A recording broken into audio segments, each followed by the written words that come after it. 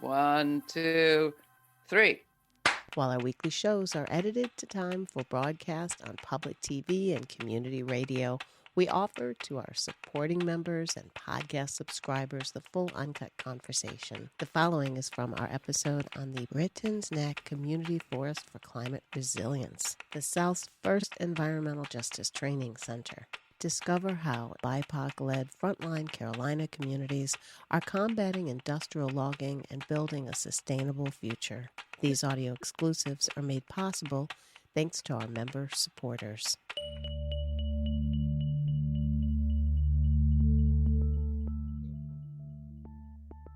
Scientists say that a functional ecosystem is our single most important resource, not only when it comes to reducing the risks associated with climate change, like flooding and storms, but also as it concerns resilience, being able to change and adapt. The U.S. South is lucky enough to have huge, diverse wetland forests along its coastal plain. They're some of the most biologically diverse habitats on the planet.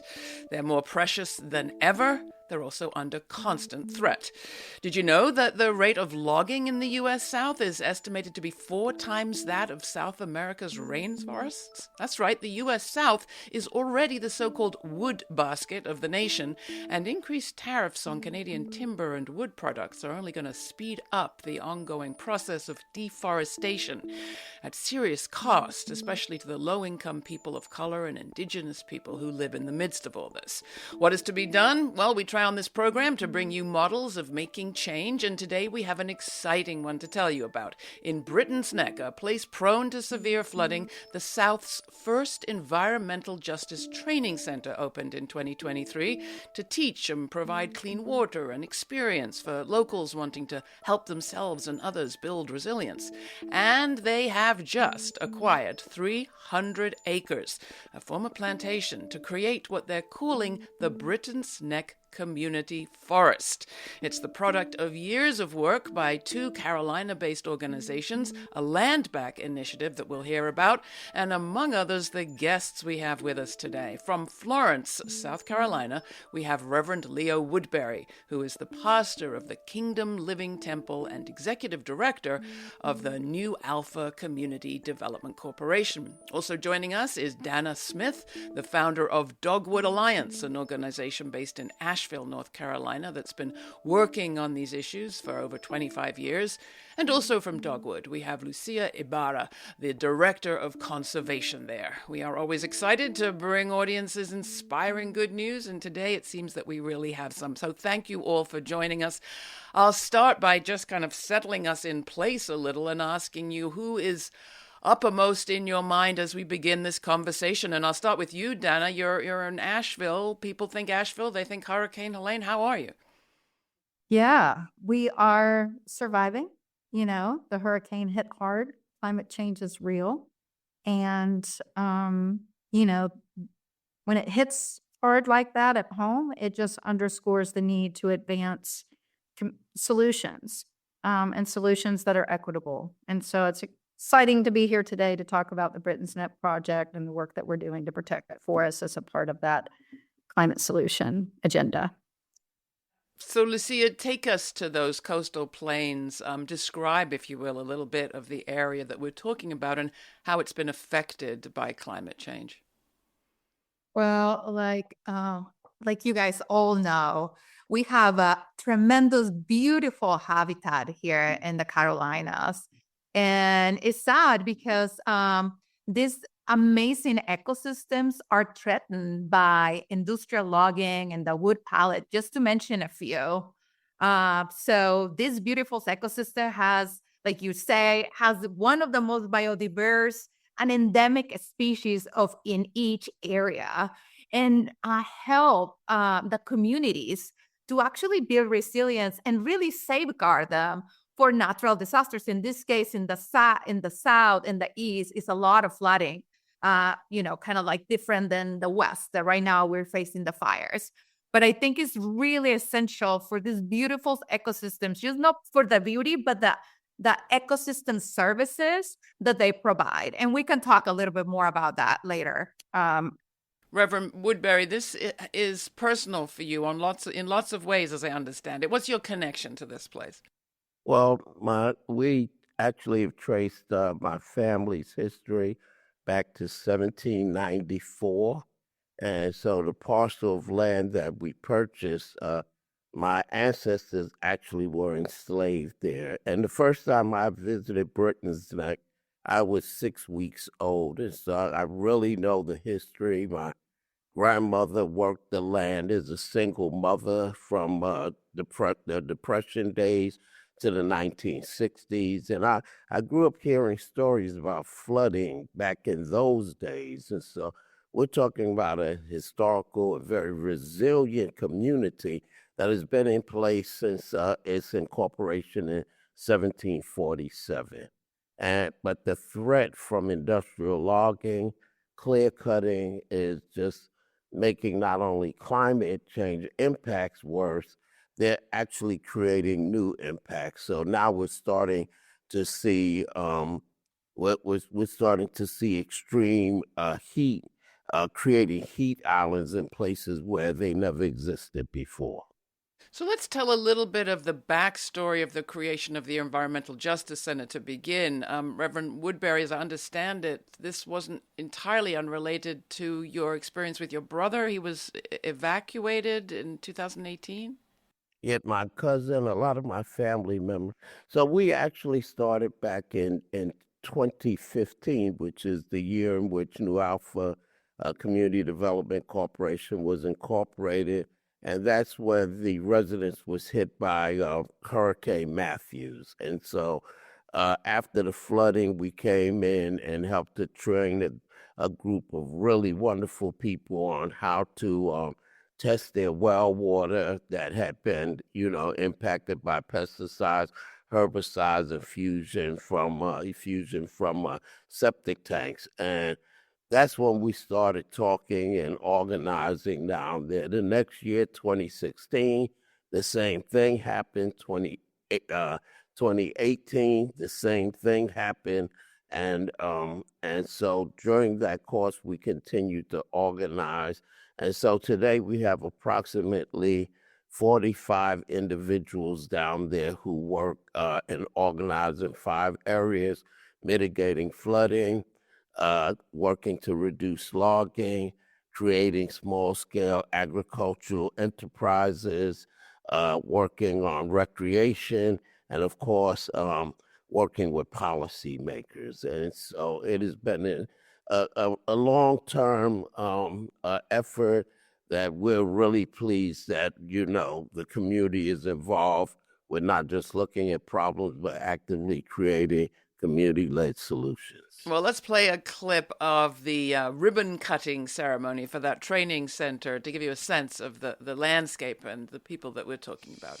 Check it out. With this training center, we're going to create a model for communities that are being impacted by climate change daily. The floods, the wildfires, the hurricanes, all of those things that are devastating communities and which have impacted this community. But we're not going to give up. We're not going to watch this community dismantle like so many others that could not withstand the climate impacts, where we will teach people how to grow food. So no matter what happens, you won't go hungry. We're going to teach people how to install solar panels. We have to invest in our community and give back. And all of you out there can be a part of this movement. This is something that really is for the community, by the community. By cutting this ribbon, opening this facility, and showing people that this is the country of the people, by the people, and we will make a difference. It's great to see, Danna, people taking initiative and creating this project. There's more to come, you're going to tell us, but I do have to ask, where's government been in all of this? The Reverend described year after year of flooding. Was there no response from people who are supposedly in charge? Well, I think when it comes to the South, you have to understand the context. And the South is, as you explained earlier, the world's largest wood-producing region. And so where government is largely is in perpetuating industrial logging. Policies, tax codes, even government agencies that are over forestry, their job is to ensure that there's a constant supply of low-cost material to go into the big factories to produce wood. And so the government has been failing us when it comes to protecting forests across the southeastern United States. And in fact, is perpetuating the idea that logging is some kind of an economic rural development savior, when in fact, if you look at the communities where industrial logging is concentrated, the communities are suffering economically. So there's really no evidence that wood production is a good economic strategy for rural communities, and yet the government continues to promote industrial logging and wood production as a rural economic development strategy. So how did you settle on the strategy of, as it were, acquiring your own forest, Danna? Well, it's not our own forest. It's this particular forest is owned by New Alpha, and it will be put in trust for the community in Brittons Neck. But Leo and I've known each other for years, and we were working together when we first started out on an effort, which we're still working on, to try to stop the expansion of the biomass industry, which is, tearing down southern forests to burn for fuel, for electricity in Europe as renewable energy. And in our conversations, we were talking about how if we don't get to the root of the problem in the southeastern U.S. around industrial logging, we won't actually solve the problem, right? We need to start thinking about what are the solutions to logging forests, and how do we create value in communities by leaving forests standing? Because too often there's this narrative about, logging for economic development. And we need to be able to show the counter to that, which is actually that leaving trees standing is actually much better for the rural economy than industrial logging. Outdoor recreation, for example, that depends on intact forests, standing forests, creates way more jobs than the forest industry does, contributes way more to the tax base. But when you have a community where industrial logging is rampant and dominant, it restricts the community's opportunity for developing outdoor recreation, as an example. And so we decided that we needed to, in a landscape that's largely privately owned, that we needed to demonstrate and to show the alternative and how you can keep forests standing in a community in a way that actually benefits the community. That's good for climate, it's good for biodiversity, it's good for climate resiliency, and it's good for the local economy. So what is that model? And Lucia, coming to you, the community conservation model is different for a lot of people, is a new concept. How would you describe it? What is it? Yeah, I'm glad that you asked. Yeah, so we have the regular conservation model that a lot of trust lands and a lot of even the Forest Service use to really kind of put large quantities of acreage as a conservation. But let me just tell you a little bit of background of the culture here, specifically here in the South, that largely accept working forest conservation as an economic type for industrial logging. When I mean working forest, they always say, okay, we're going to conserve this. However, it's going to be an amendment that we're going to come in several times and cut this forest. So with that mindset and that model, we were like, this model is not working. We need to develop something that is innovative to create a solutions that actually put justice and equity and community-led forest protection at the center of here in conservation rural development here in South Carolina, North Carolina, right? And actually in the South. So with that concept, we developed this model that advanced land conservation through the lens of environmental justice by working in partnership with communities that are targeted by industrial logging or vulnerable communities that are located that are suffering from flood or other things regarding to climate change. And is when we partnered up, like with New Alpha, and then we actually implement this model that actually aim to advance not extractive generative economy. This generative economy is based in ecological restoration, community protection, and equitable partnership and justice. Within that model, we uses social and economical environmental indicators, which are different than the regular conservation model. And that's why we can apply and really choose these specific areas that are especially biodiverse, but also are in need for green spaces, and the community will benefit from it. So coming to you, Reverend Woodberry, you talked about the long history of people and culture in that place.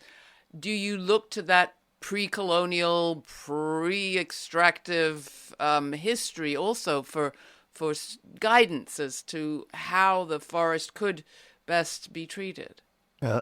Absolutely, and I'm glad that the word justice was used several times, because this project is also something that we like to refer to as restorative justice.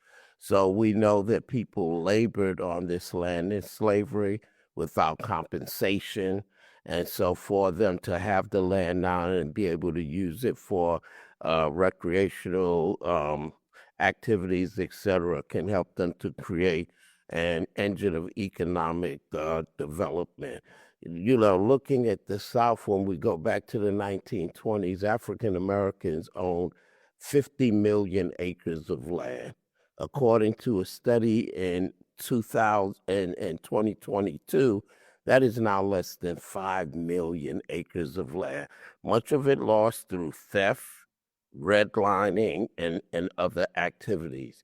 And so I know Laura, that land is the ultimate power. Land is from where everything comes, And so when people are landless, they become powerless.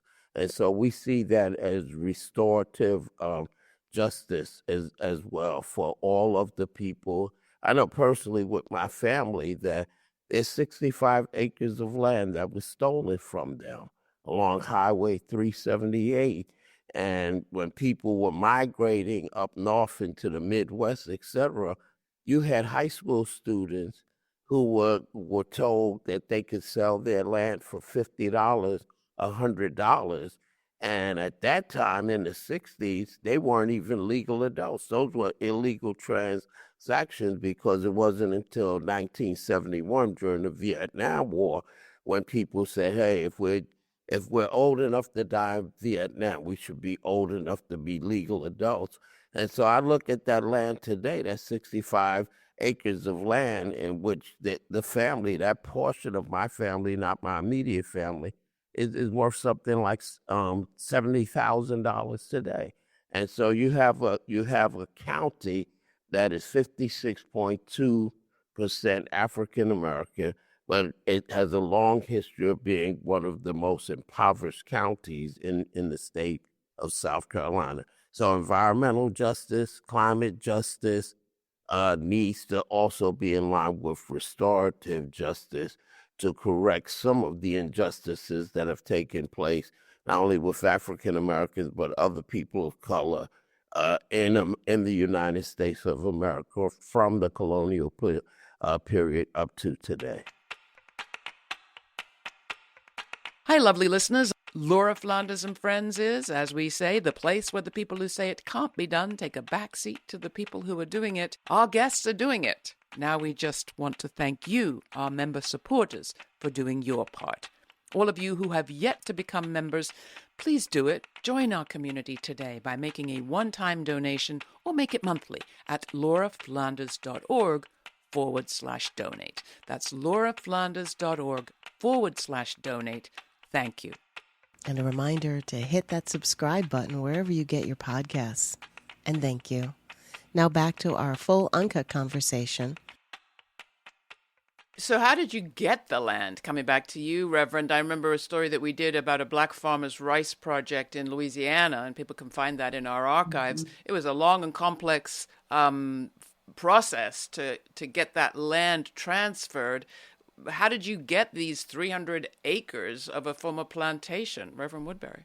Well, we were really fortunate in that our partnership with Danna and Dogwood Alliance, we were able to connect with an anonymous donor who paid for all of it, and even more than that, where we're working now, we're working in an area now where we want to set up a land trust program, which will have a revolving fund where other people in other communities who want to have restorative justice and also maintain the biodiversity of their communities and work towards mitigating flooding, et cetera, while creating engines of economic development, can also be able to get land from this donor and others. So we have been really blessed thus far. We have a commitment of $500,000 so that we can replicate this model in other parts of the South. All right. Well, to help people with the replication, tell us a little bit more about this anonymous donor. Can you, Danna? Maybe no names, no identities, but what kind of person are we talking about here, or family? Because this is important for the degree to which this is replicable. Is this just one miraculous, No. miraculous, angel that descended? Well, clearly this is an anonymous donor. And yet clearly this is a donor who really cares about nature, cares about climate change, cares about driving and investing in solutions that are equitable and just. And, we need more donors like that. As you were talking about, and Leo, the restorative aspect of this. The South has such a long history of exploitation of land and people and discrimination against people of color, Indigenous and Black in particular. And we're sitting here in 2025, and from a land perspective, white people still own 90+% of the forest land in the South. Whereas in a lot of these communities, especially in the Black Belt of the coastal plain, where we're talking about with Brittons Neck, only 1% of the forest is owned by people of color. So 400 years of oppression and discrimination, this is where we are at this moment. And that has gone hand in hand with the exploitation and the destruction of our forests. So we do need a new model. We need to repair nature, and we need to repair the harm that has been done to folks who are bearing the brunt of the impacts of that forest destruction in an industry that is, not benefiting their communities. So, that's the type of donor that we have that is investing in this conservation fund for Southern forests and communities, is somebody who cares deeply about getting to the root of these problems, solving the climate crisis, but also understanding the deep connection between how we got to the climate crisis by exploiting nature and exploiting people. And so if we're really going to solve the problem of climate change and the ecological crises that we're in and the economic disparity crisis that we're in, we have to address these deep disparities, and we have to advance different types of models. Now, there are people with those feelings and thoughts all over this country, but there's not that many that make this kind of a donation. I'm imagining it was a process of talk and education that took place over time. Yes, this is a donor that's been funding our work prior to this for several years, and really understanding the problem of industrial logging, and has been working with both Dogwood and New Alpha, funding our work to stop the expansion of the biomass industry, and understanding that we can't always just say no. We also have to have solutions. And so being willing to take a risk and build out something that's so new is something we need from more donors. No kidding. Lucia, coming to you, we talked about biomass. A lot of people are familiar with wood pellets. And for a while there, they were being promoted as a environmentally friendly alternative to gas. So what would you say to people that still have heard that wood pellets and this biomass solution to our climate change problem is viable? That's not clean, neither green. To the contrary, that is a false solution that really goes with the flag of, oh, we're going to have these jobs. But those jobs comes with a tag, a health tag of like probably developing cancer, all these other things. So that's not the solution. The solutions are projects like this that can be replicated, projects like this that goes within the communities and really listen to the problems that they have. And with that understanding, develop the model that we have that is adaptable, that can be replicated, but is adaptable to each ecosystem, to each community. So they need to do the work. The solutions that are here coming from the bottom, not from that top down, it has to come from the bottom up. And this is one of the solutions. And just for the wood pellet industry, that's not a solution. To the contrary, is not green, is not clean, and really put health and our communities in danger. Lucia, sticking with you for a second while we talk about the top and change coming from the top or not. We're seeing change with the change of administration from Tom Vilsack at the head of the Department of Agriculture to a very close ally of Donald Trump in that position. What are your fears? One of our fears is that they will reverse a lot of things that we work really hard, from the Clean Water Act to wetland protection, things like that could be reversed. However, going back to this amazing project that is a solution, that if we work together from the bottom up and get these donors and get these people that really believe in this new solution, in these new ways of economic development from these like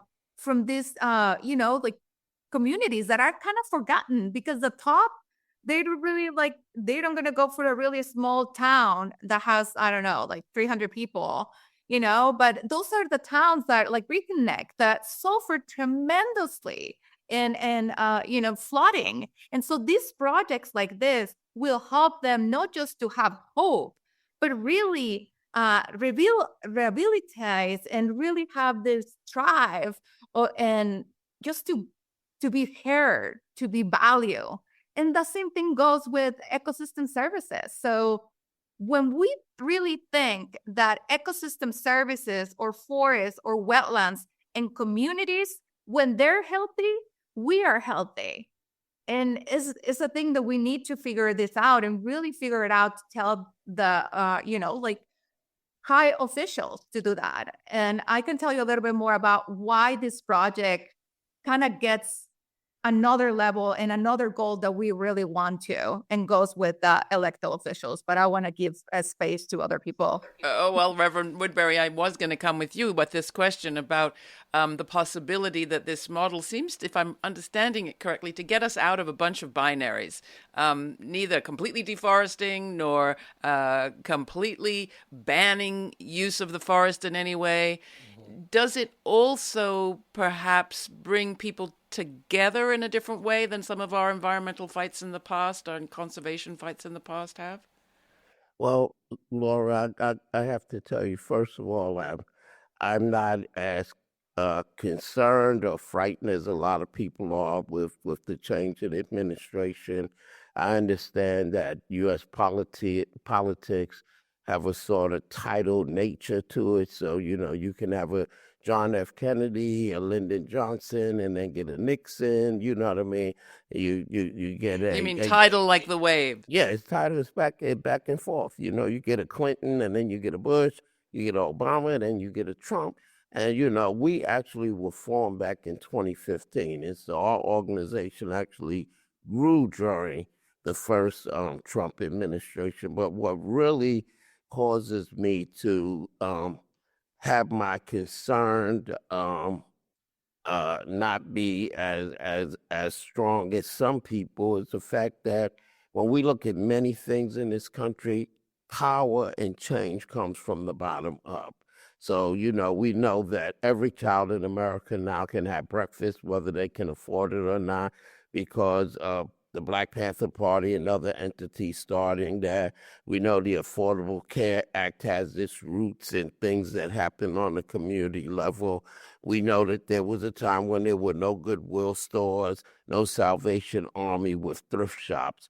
It's people working in a community level, coming up with solutions and being able to replicate, duplicate, and amplify that on such a widespread level that the policymakers cannot ignore what's going on. And so I really believe that. I know that is what has happened in this country. And more than anything else, we're facing an existential problem. We can't afford to give up, to give out, because the very existence of not only communities, but this entire planet is at risk. And false solutions like biomass wood pellet industry is not taking into account the entire cumulative costs and impacts. So when you look at not only the carbon that is put in the atmosphere when the trees are cut down, also the diesel trucks that are transporting the wood, the ships that are using fossil fuels to ship it to Europe. I've been to Yorkshire, England, and you see all of the pollution that is being put up in the sky. So, we have to also address the greenwashing and come up with solutions that actually help our environment and also create opportunities to move people from merely surviving to thriving.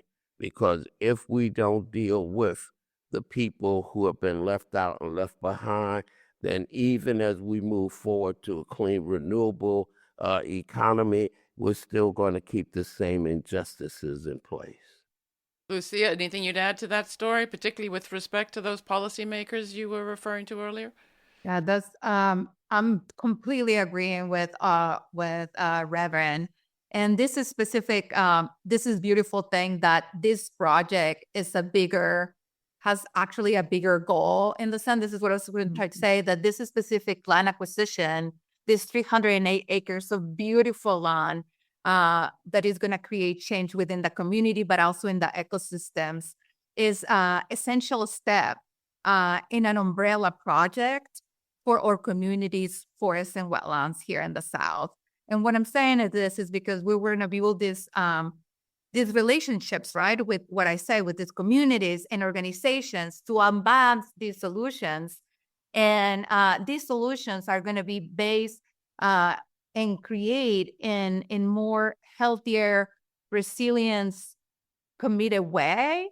And when we have that, we will start beginning to develop these case studies, right, and highlight it to policymakers.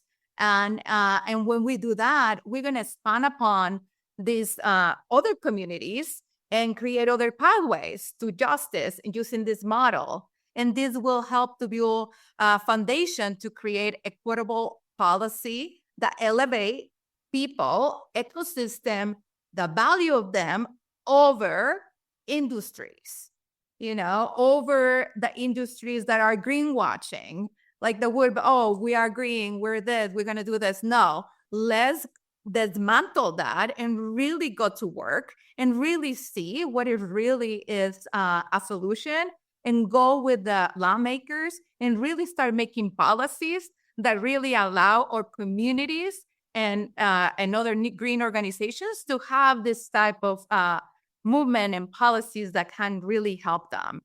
Will policymakers and media be reporting on what you're doing? Have they been visiting Danna? Is this part of the work of Dogwood Alliance to kind of bring attention to this? And is it happening?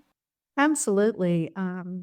the vision for this project is, yes, we have this relatively small conservation project right now, 305 acres. It's not a lot in the scheme of 200 million acres of forest across the South, right? It's a very small project. But the idea is to seed a vision and an example and to inspire a different way of thinking about how our forests can better benefit communities, better benefit the climate, better benefit biodiversity, and support communities to be more resilient in the wake of devastating impacts of climate change. And so we actually understand that we'll never have enough money to buy all the land that's needed to be protected. And that until we shift the thinking at the government level, right, about the value of forest, away from thinking that the only value we can derive from forests is to cut it down and turn it into a wood product, to realize that actually these forests have much greater value for the community economically and ecologically when they're left standing. And so this project is intended to provide that sort of counterpoint, if you will, to the status quo of industrial logging in the world's largest wood producing region. If people came to Brittons Neck, to the community forest project there, what would they see? Sure, and we love to have people continue to come. So the EJ Training Center that we have on 7.5 acres of wetlands property, we've had people come from California, from Texas, from Canada, from the Northeast, from the White House, from different agencies. So as we work on and develop the project, we want to have hiking trails. We want people to be able to camp, to have cabins there. We want to put an eco lodge because in this impoverished county, we really don't have many hotels and quality hotels. And so we want to be able to house up to 32 people, be able to feed them so that they can spend time there, hike, fish, get involved with nature, and then also to continue to work with some of the scientists that we currently work with so that they can look at ways that we can safeguard the biodiversity there and make sure that the ecosystem is not being seriously eroded and impacted by some of the industrial things that are taking place there. It does seem as if in order to care for our environment, people have to feel some kind of connection to it. And so be able to spend time in the forest, it sounds like could be transformational. To close, I just would love to ask each of you where your connection to this comes from. Where does your passion come from? And what's your aspiration, your vision, if you will, of what the story might be that the future tells of this work that you're doing today? Lucia. Yeah. Well, my passion goes that, I love the forest. I love wetlands. I think this is a beautiful ecosystems and just knowing that those wetlands are the solution, my passion comes to really shift the thinking of the mistake that a lot of people have here, specifically in the South. The forests are just focuses only for wood. That's the economy, and wetlands are waste. Shifting that's what gave me my passion and ready to really have a new ways of working with nature, not against it, and really educate from communities to elected officials other ways of doing so and taking the risk. And if you want to call me crazy or, oh, we cannot do that. Hey, that's how change it is it started by just putting that idea out there. And my other thing is to really one of the things that I would love to see specifically in this project is to have the really focusing on mindful outdoor recreation, because right now it could be a lot of greenwashing happening with outdoor recreation. So just being mindful and really in one with nature. I think that's one of my goals and passion. All right, what about you, Danna? How did you get to be so in love with the forest, and what's your vision for the future? Well, I grew up in the rural South in the coastal plain, and I was fortunate enough to be a free-ranging child and able to just roam around in the woods building forts with my sister and, all day, every day during the summer. And I thought everybody had dolphins in their backyard. I grew up on a saltwater creek. And I've witnessed in my lifetime the impacts of industrial logging in the South. I've seen forest after forest after forest laid flat. I've seen rows upon rows of pine plantations come in behind it. And I've seen and witnessed the impacts that this has had on communities. I've seen that myself over my lifetime. Also, a deep history of the South. My fourth great grandfather signed the Declaration of Independence for South Carolina. So was a settler and a colonizer that, was part of the wave of genocide and slavery that took the land. And I feel a deep sense of opportunity and responsibility at this moment in time to be able to course correct some of the harms that have been done, both to nature and also to people, and to repair those relationships. So that's really where my passion comes from. Love of forest, love of people, and a deep connection to the history of where I come from and what I can do at this moment in the world to make a difference. And Reverend Woodberry, can you hear your 18th century ancestors speaking to you? Oh, yes, absolutely. So the ancestral connection, my family, my wife's family, both my parents are from this community. As a child, I remember going into the woods and chasing the chickens and being on my grandmother's farm and working with my grandfather, who was a sharecropper on the other side of my family. And, I don't even remember the first time I went fishing and going hunting with my father. And my vision for the future is a world where we're dealing no longer with civil rights, but with human rights. And the basic human rights are that everyone has access to clean air, clean water, and clean land. And we can only do that when we do what Dr. King said, but I'd like to paraphrase it. We must move swiftly from a profit-oriented society to a people-oriented society, and may I add, a planet-oriented society as well. And only when we put people and planet first and not profits will we be able to be good stewards of the land, to restore the land, and make sure that life, liberty, and the pursuit of happiness are not merely words, but a reality that is actualized for each and every human being every day. All right, sign me up for your church. Thank you, all of you. It's been a pleasure talking to you. We really appreciate it. Thank you. Mm-hmm. Thanks for taking the time to listen to the full conversation from our episode on the Brittons Neck Community Forest for Climate Resilience, the South's first environmental justice training center. These audio exclusives are made possible thanks to our member supporters. Please join our members now by making a one-time donation or make it monthly. All the details are at lauraflanders.org/donate. And thanks again to all our member supporters.